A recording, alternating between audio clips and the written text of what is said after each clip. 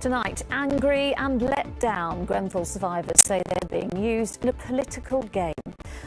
Good evening. The survivors and bereaved families of the Grenfell tragedy say they are outraged after a bill to implement fire safety recommendations from the inquiry was voted down by the government.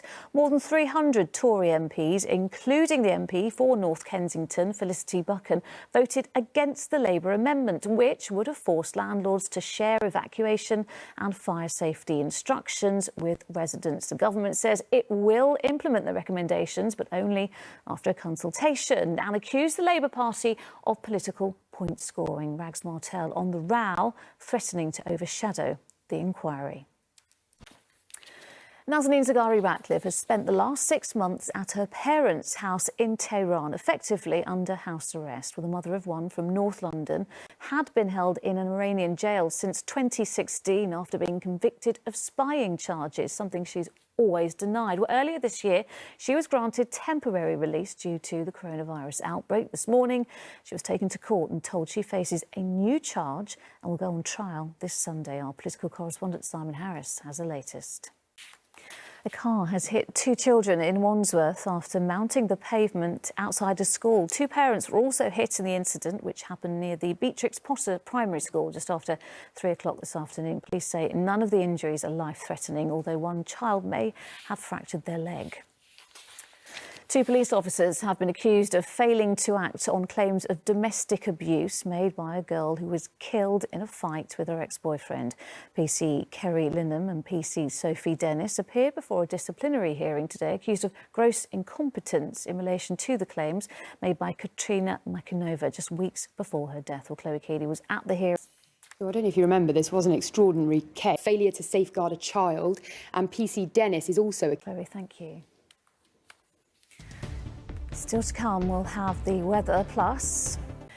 But first, the death of George Floyd in America in May sparked protests across the world and brought the Black Lives Matter movement to the fore. But after hearing people say they couldn't afford to learn more about black history and racism, one woman in Watford set up a new charity to provide books and resources for free. Antoine Allen reports.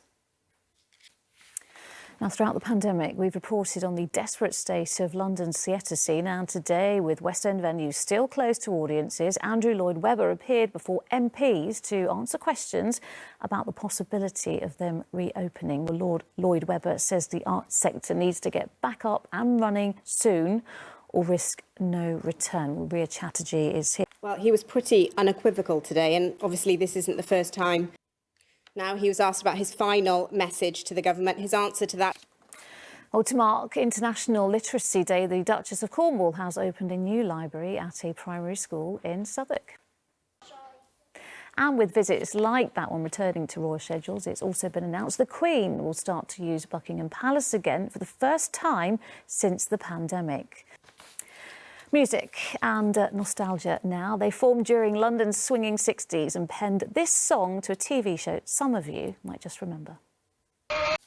Some sport, and Brentford look like they're set to lose their top striker, Ollie Watkins. He scored 26 goals last.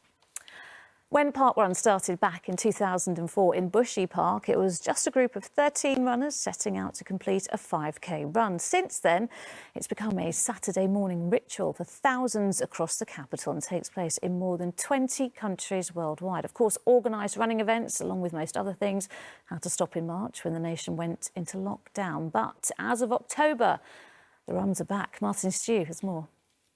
Sally is here now. Sally, the earth was moving in some parts of the home county this morning. Yes, it was, and the cause, an earthquake. Wow. Sally, you've had a very nostalgic day today, haven't you? Oh, I have. So Back to the Future is now they need to fill every seat. They need to be able to sell tickets for every seat in order to do that. But it's so lovely to hundreds of times. Well, I've seen it, but I haven't seen it for about 30 years. Yeah, a while. So last night, The Power of Love.